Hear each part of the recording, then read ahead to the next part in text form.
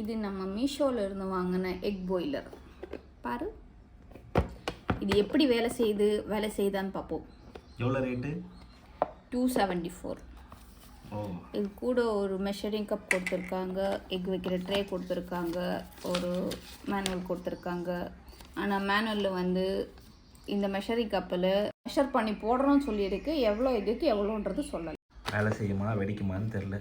அப்புறம் வந்து இது ரொம்ப சின்னதாக இருக்குது. எது இது வேற என்ன?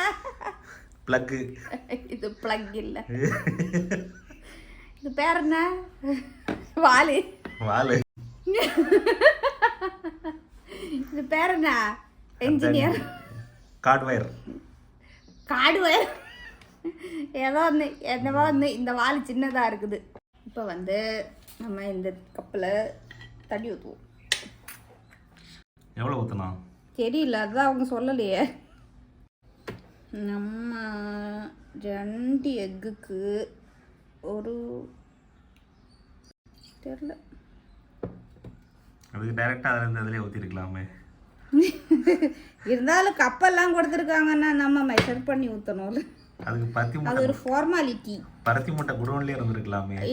இது முட்டைக்கு அடியில் சின்னதாக ஓட்டை போடணுமா, அப்போ தான் முட்டை உடையாமல் வரும். சக்ஸஸ்ஃபுல்லி ஓட்டை போட்டுட்டு வச்சுட்டு இனி ஸ்மைலி போல் வச்சு மூடுவோம்.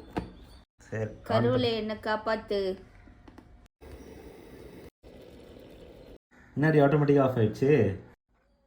வாவ், நம்ம எக் ரெடி யாருக்கு அப்படின்னு நம்ம நினைக்கிறோம். நம்ம முட்டையை ஐஸ் கியூப்லாம் போட்டு எடுத்து வந்திருக்கேன். ஐஸ் தண்ணியில் போடுவோம்.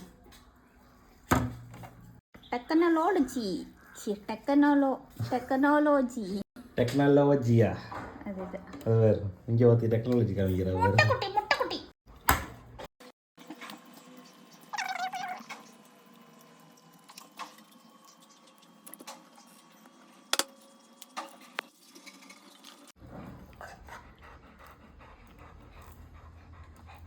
அவளோட வெயிட்டிங் எல்லாரும். முட்டை நம்மளுக்கு தான் அப்படின்ட்டு. முட்டை அழகாக இருந்தால் நமக்கு, முட்டை அழகாக இல்லைன்னா உங்களுக்கு. இந்த முட்டை உங்களுக்கு தான் போல். இங்கே வரல. உனக்கு தாண்டி, உனக்கு தான். நீ ஆசைப்பட்ட மாதிரியே இது உனக்கு தான். போ. அவளுக்கு சொல்லு ஊற்றுதாங்க வேறு. 2 லிட்டர் ஜெல்லு ஆல்ரெடி போயிடுச்சு.